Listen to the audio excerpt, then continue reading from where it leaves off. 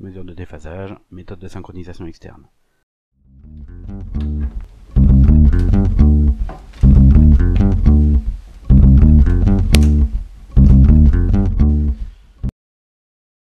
On va donc utiliser les deux voies, l'externe et la voie A. On aura aussi besoin de passer l'oscilloscope en synchro externe avec le bouton trigger. Donc on vient raccorder ces deux voies, la voie A avec sa masse évidemment, la voie externe avec sa masse elle aussi. Comme cette voie n'est pas visualisable, on va être obligé de raccorder les deux au même point du montage dans un premier temps pour réaliser nos réglages. On amène donc la synchro externe et la voie A en entrée de notre montage dans un premier temps.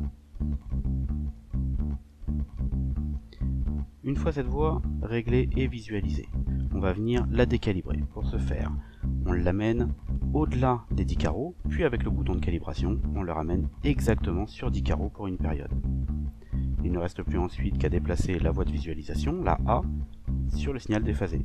On nous affiche maintenant le signal déphasé. Il ne reste plus qu'à regarder le premier front montant de ce signal pour connaître le petit t qui nous permettra de calculer le déphasage. Enfin, on applique la formule 360 fois petit t sur grand T.